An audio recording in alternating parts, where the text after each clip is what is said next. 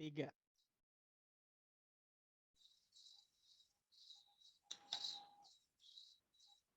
Oke. Ya, silakan mulai, Baik. Bu. Ya, baik. Assalamualaikum warahmatullahi wabarakatuh. Waalaikumsalam warahmatullahi wabarakatuh. Ya, alhamdulillah. Wassalatu wassalamu ala man la nabiyya ba'dahu amma ba'du. Pertama-tama marilah kita kirimkan puji dan puji syukur kita kehadirat Allah Subhanahu wa taala karena atas rahmat dan hidayahnya sehingga kita masih dapat melaksanakan proses pembelajaran kita pada malam hari ini. Nah, salawat serta salam tak lupa pula kita kirimkan kepada Nabiullah Muhammad SAW, keluarga, sahabatnya, serta umatnya yang setia mengikuti ajaran-ajarannya. Nah, pada kesempatan kali ini, saya akan mempresentasikan tentang peningkatan motivasi belajar dan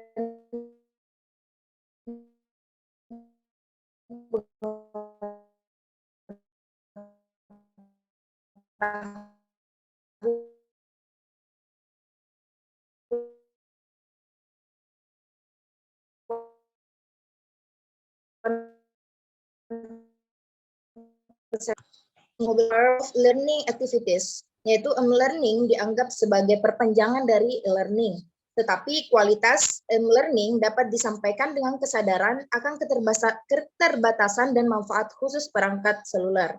Nah, adapun mobile learning cenderung menggunakan electronic learning, memanfaatkan basic-nya. Nah, konsep mobile learning memberikan ketersediaan bahan materi yang dengan mudah dapat diakses dengan konten materi yang interest dengan nuansa visual. Pembelajaran mobile learning menggunakan perangkat elektronik genggam dan bergerak seperti smartphone, tablet, iPad, dan PDA dalam kegiatan belajar mengajar.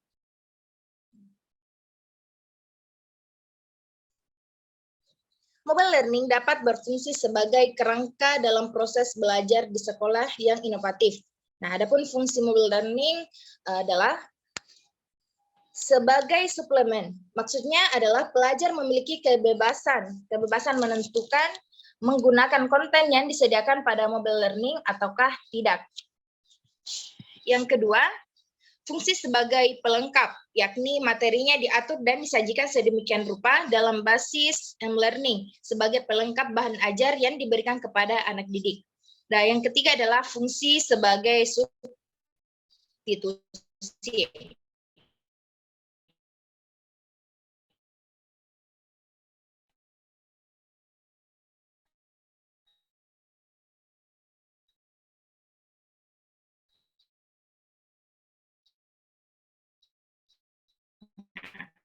Learning memiliki 8 kegunaan dari mobile learning, yaitu yang pertama, kegiatan belajar mengajar dapat dilaksanakan secara terstruktur tanpa batas waktu dan tempat. Yang kedua, memberikan variasi baru pada pembelajaran langsung. Yang ketiga, menyediakan hal-hal yang terkesan sangat formal dan menjadikan peserta didik interest kegiatan belajar. Yang keempat, mensupport pembelajaran numerasi, literasi, dan bahasa. Yang kelima, memberikan pengalaman belajar yang relevan dan nyaman bagi individu maupun kelompok. Yang keenam, menghilangkan penyakit buta teknologi dan penggunaan smartphone dalam pembelajaran.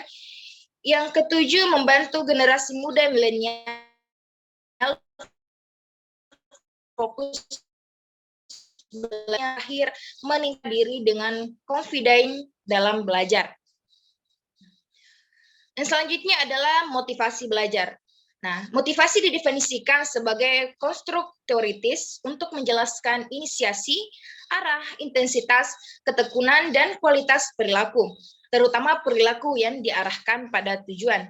Nah, menurut Robin dalam OPID pada tahun 2014 berpendapat bahwa motivasi adalah hal-hal yang timbul dari rangsangan internal atau eksternal yang mendorong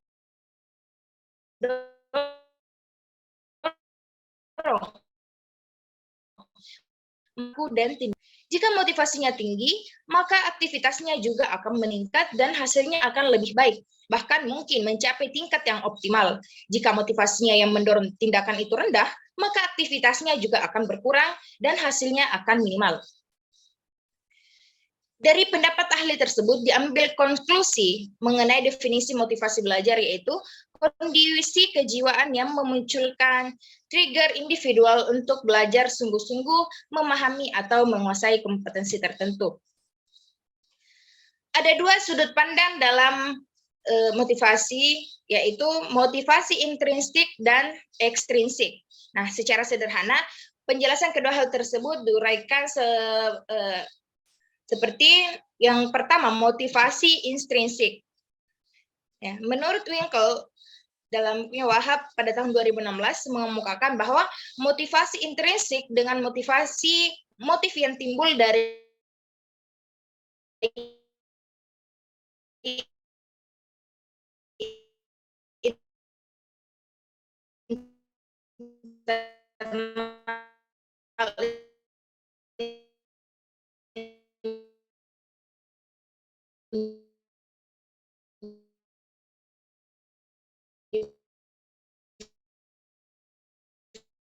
individu berdasarkan ya. Ada dua sudut pandang dalam motivasi. Yang pertama adalah motivasi intrinsik dan motivasi ekstrinsik. Nah, yang pertama adalah motivasi intrinsik. Menurut Winkel, mengemukakan bahwa motivasi intrinsik ini dengan motif yang timbul dari internal individu. Nah, berdasarkan keterangan tersebut, inferensinya ialah motivasi intrinsik adalah sesuatu yang mendorong diri seseorang berbuat sesuatu tanpa stimulus dari luar, seperti minat, kesenangan, atau tantangan yang dikembangkan individu dalam melakukan sesuatu untuk kesenangan atau kepuasan yang terintegrasi dalam aktivitas. Nah, yang kedua adalah motivasi ekstrinsik, yaitu sebagaimana yang dikemukakan oleh Shimamura, berpendapat bahwa student with lack motivation will greatly evaluated by external factor like learning, environment, learning time, and instrumental support, which in turn affected the achievement. Jadi dorongan aktif yang disebut motivasi pada diri seorang adalah dapat timbul dikarenakan adanya stimulus dari eksternal, bukan dari individu itu sendiri. Selanjutnya adalah pengetahuan peserta didik. Nah, menurut Hamali, hasil belajar adalah sebagai terjadinya perubahan tingkah laku pada diri seseorang yang dapat diamati dan diukur. Pengetahuan peserta didik merupakan unsur yang dinilai dalam hasil belajar peserta didik sesuai dengan kriteria atau nilai KKM yang telah ditetapkan oleh sekolah. Nah, hal ini dikuatkan oleh Sesdak bahwa hasil belajar adalah pencapaian prestasi belajar yang dicapai siswa dengan kriteria atau nilai yang telah ditetapkan. Nah, pengetahuan merupakan bagian kompetensi peserta didik yang menjadi salah satu titik fokus dalam pengembangan peserta didik, selain efektif dan psikomotorik peserta didik. Nah, selanjutnya adalah model pembelajaran mobile learning merangsang peserta didik untuk terlibat dalam proses kegiatan belajar mengajar dengan daya tarik smartphone yang digunakan dalam proses pembelajaran, sehingga penerapan mobile learning dapat membuat peserta didik dapat tertarik dan terasah kemampuan kognitifnya dengan signifikan sehingga dapat mempengaruhi dalam peningkatan motivasi belajar dan pengetahuan peserta didik. Nah, selanjutnya pendidik dapat menjadikan mobile learning sebagai alternatif dalam pemilihan model pembelajaran yang digunakan di kelas dengan menyesuaikan karakteristik materi dan lingkungan belajarnya. Oleh karenanya, penting bagi stakeholder agar dapat mengadakan pelatihan atau workshop mengenai penerapan atau pengembangan mobile learning pada era modern ini untuk mengenalkan dan membimbing pendidik agar dapat mendesain pembelajaran dengan sesuai zamannya. Nah, mengingat saat ini bangsa Indonesia sedang menyongsong era industri 4.0 yang berimbas pula pada sektor pendidikan. Nah, era industri 4.0 ini peserta didik tergolong generasi Z atau E-generation. Selaras dengan yang dikatakan David Stillman bahwa generasi Z berisi orang-orang yang lahir pada tahun 1995 sampai tahun 2010. Nah, generasi Z merupakan generasi merupakan generasi digital yang mahir dan gandrung akan teknologi informasi dan berbagai aplikasi komputer. Nah, mereka sangat akrab dalam penggunaan smartphone dan internet. Dalam infografis hasil survei tahun 2017 mengungkapkan bahwa perangkat yang dipakai dalam mengakses internet pada karakter kota atau kabupaten yang tertinggi adalah smartphone atau tablet pribadi dengan persentase 59,31%. Kemudian penggunaan keduanya smartphone dan laptop dengan persentase 38,31%. Selanjutnya perangkap lainnya sebesar 1,73% dan hanya sebesar 0,65% yang menggunakan perangkat laptop pribadi dari total pengguna internet di Indonesia. Nah, yang terakhir adalah pendidik yang modern dituntut untuk memiliki kompetensi dalam menganalisa konten agar compatible dengan pembelajaran mobile. Hal ini didukung oleh pandangan Darmawan, yaitu seorang ahli teknologi pendidikan. Ia berpandangan bahwa tidak semua topik materi dalam semua mata pelajaran dapat dikembangkan dalam bentuk pembelajaran mobile. Dengan keadaan tersebut, guru mesti bersikap adaptif terhadap karakteristik peserta didik dengan menerapkan mobile learning dengan pemanfaatan media smartphone di kelas yang ia ajar. Nah, itulah tadi pemaparan materi singkat dari saya. Tidak menutup kemungkinan dari teman-teman ada yang kurang jelas. Nah, mari kita saling berdiskusi karena saya juga hanya manusia biasa. Jadi saya buka sesi tanya jawab. Kalau memang ada yang mau ditanyakan, saya persilahkan. Bisa saya? Gus Nur? Ya, Pak. Pak Tamsil? Ya, silakan, Pak. Tadi sangat menarik buat saya paparan dari pemateri. Saya pada akhir-akhir pemaparannya, kalau tidak salah tadi slide terakhir itu, pemateri menjelaskan tentang seorang ilmuwan atau ahli teknologi berpandangan bahwa tidak semua topik materi dalam semua mata pelajaran dapat dikembangkan dalam bentuk pembelajaran mobile. Bisakah pemateri memberikan contoh apa saja mata pelajaran tersebut yang pemateri maksud? Apa sudah dipahami pemateri? Jadi inti pertanyaannya tentang slide terakhir mengenai mata pelajaran yang tidak bisa dikembangkan dalam bentuk mobile. Seperti itu ya, Pak? Iya. Baik. Pertanyaannya ya, Pak. Selanjutnya mungkin masih ada teman-teman yang lain yang ingin bertanya. Saya, Bu. Silakan Bu Mariam. Baik, tadi kan sudah dijelaskan tentang penerapan mobile learning. Dan juga tadi Ibu membahas tentang motivasi belajar serta pengetahuan peserta didik. Dan yang ingin saya tanyakan, apakah ada pengaruh atau mungkin Ibu bisa menjelaskan pengaruh penerapan mobile learning terhadap peningkatan motivasi belajar dan juga pengetahuan peserta didik? Ya. Baik, Jadi, terima kasih. Ya. Inti pertanyaan dari Ibu tentang pengaruh penerapan mobile learning terhadap motivasi belajar siswa ya, Bu? Iya. Oh iya, Bu. Mungkin masih ada satu lagi ya, karena kita batasi saja 3 pertanyaan.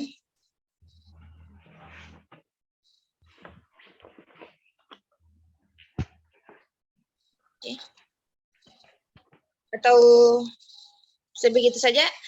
Jadi saya jawab saja dulu ya, Bu. Jadi pertanyaan pertama tadi dari Pak Tamsil mengenai slide terakhir yang mengemukakan bahwa tidak semua mata pelajaran dapat dikembangkan melalui mobile. Nah, serta minta contohnya ya Pak. Jadi saya sependapat dengan apa yang diutarakan tadi oleh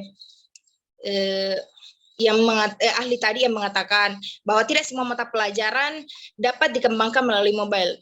Nah, contohnya mata pelajaran ilmu pengetahuan alam, ya kita mengambil contoh dari mata pelajaran ilmu pengetahuan alam. Nah, saya kasih contoh ketika kita akan mempraktekkan pengecekan golongan darah.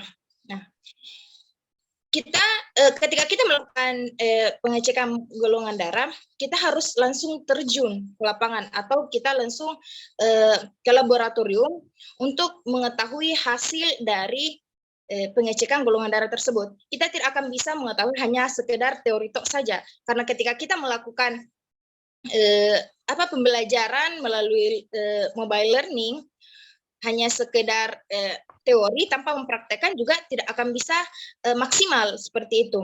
Nah, contoh lain saya kasih contoh di mata pelajaran seni dan budaya.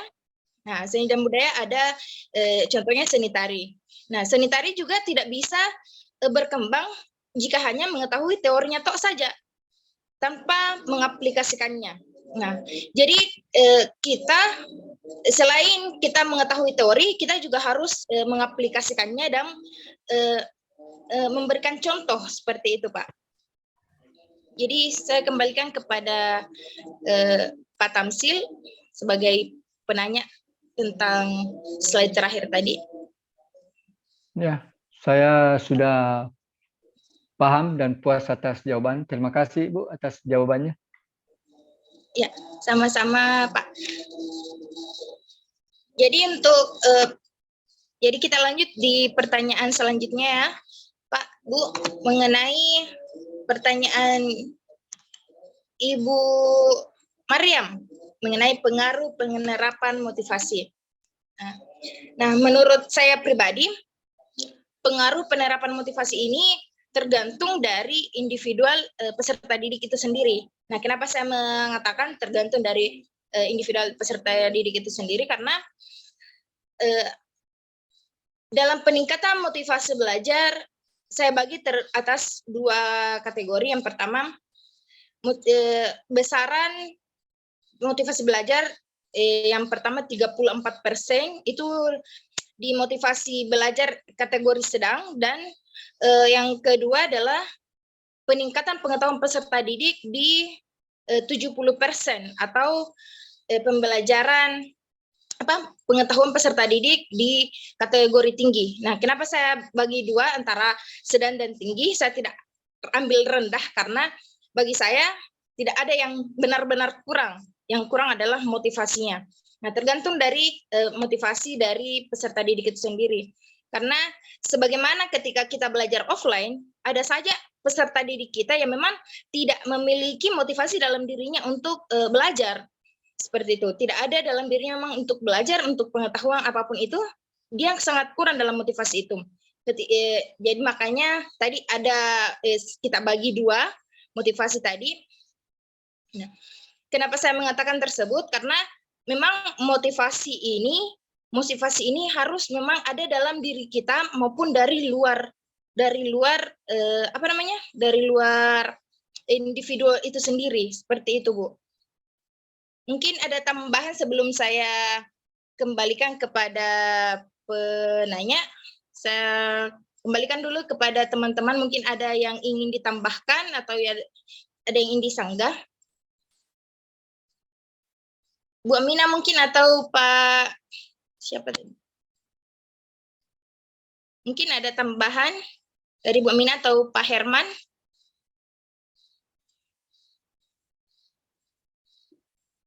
Deh, jelek sekali jaringanku lah. Bagus nih Kak.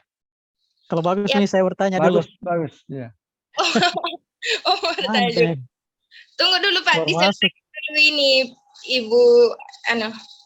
Ibu Mariam. Ya, oke. Atau saya kembalikan langsung kepada Ibu Mariam. Oke. Terima kasih atas jawabannya. Jadi tadi dibagi menjadi dua ya, yang satu tinggi, yang satu sedang. Jadi tidak ada yang betul-betul rendah, karena di situ yang bikin rendah itu sebenarnya motivasinya. Kurang lebih seperti itu ya Bu. Oke, makasih. Ya, saya kembalikan tadi kepada Pak Herman, sepertinya mau bertanya.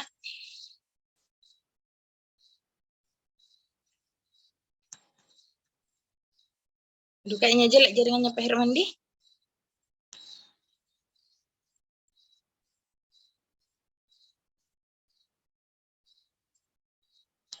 Iya, jelek sekali ya. Bagaimana, Mas? Bisa saya bertanya? Oh, iya Pak, silakan Pak. Ya, mohon maaf ini karena jaringan kurang bersahabat malam hari ini. Mungkin langsung saja.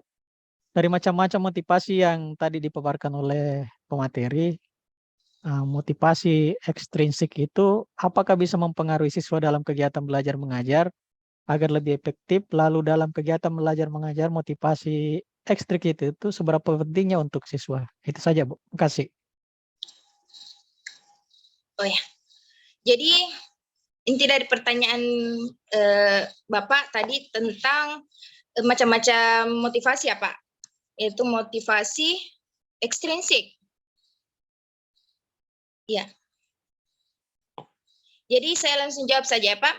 Menurut saya pribadi, motivasi ekstrinsik sangat mempengaruhi siswa dalam kegiatan belajar mengajar agar lebih efektif. Nah, kenapa? Karena motivasi ekstrinsik ini juga akan memberikan dorongan kepada siswa agar ia termotivasi untuk belajar. Sebagaimana yang tadi saya paparkan bahwa motivasi ekstrinsik itu sendiri adalah motivasi yang dorongannya berasal dari luar, yaitu dorongan dalam bentuk hadiah atau hukuman sehingga dapat memotivasi siswa tersebut untuk giat dalam belajar. Nah, tapi di sini guru juga harus memberikan pemahaman kepada muridnya agar ia memahami faedah belajar bagi dirinya dan benar-benar sadar mengapa ia harus belajar. Bukan karena semata-mata karena ingin mendapatkan hadiah atau menghindari hukuman yang diberikan oleh guru tersebut. Seperti itu, Pak. Ya, mungkin ada tambahan dari teman-teman yang lain sebelum saya kembalikan kepada penanya. Ya, sedikit saya menambahkan, Bu Husnul, karena saya tidak bertanya ya, saya mudah-mudahan bisa membagi pemahaman sebagai bentuk sharing dalam forum ini, ya terkait dengan faktor ekstrinsik ya. Jadi akan ada dua faktor dalam memunculkan motivasi, baik itu faktor dari dalam yang disebut dengan intrinsik maupun faktor dari luar yang disebut dengan ekstrinsik. Kalau kita menganut prinsip pembelajaran atau melakukan proses belajar mengajar itu mencakup prinsip komprehensif, berarti kan secara keseluruhan kita akan mempertimbangkan segala hal yang bisa menjadikan proses pembelajaran kita itu berhasil. Jadi ketika seorang guru kemudian melakukan pembelajaran kemudian tidak memperhatikan faktor intrinsik dan ekstrinsiknya, maka ini mungkin sesuatu hal yang bisa dikatakan bahwa guru itu kurang memperhatikan ya, karena salah satu hal yang perlu kita perhatikan ketika kita mengajar itu kita melihat dulu apakah kita mampu memunculkan motivasi itu dalam diri anak itu sendiri. Jadi ketika kita mengajar kan selalu kita sampaikan dulu apa tujuan pembelajaran.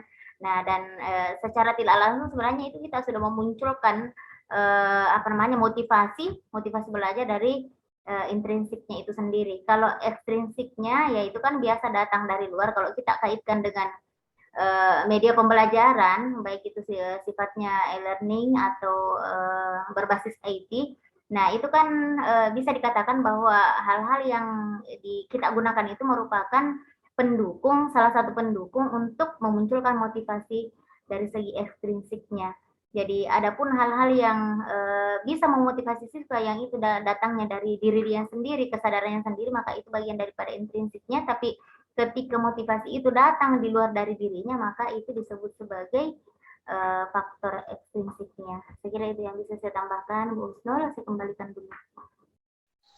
Oh ya, terima kasih atas tambahan dari Bu Aminah. Jadi saya kembalikan kepada penanya, Pak Herman. Oke, Bu. Sudah mantap. Oh ya, jadi karena pertanyaan juga sudah dijawab semua, dan waktu juga membatasi kita, jadi kita mengakhiri presentasi kita pada malam hari ini. Ya. Jadi saya tutup dengan mengucapkan alhamdulillahirabbil alamin. Hadanallahu wa iyyakum ajmain. Wassalamualaikum warahmatullahi wabarakatuh. Waalaikumsalam warahmatullahi wabarakatuh.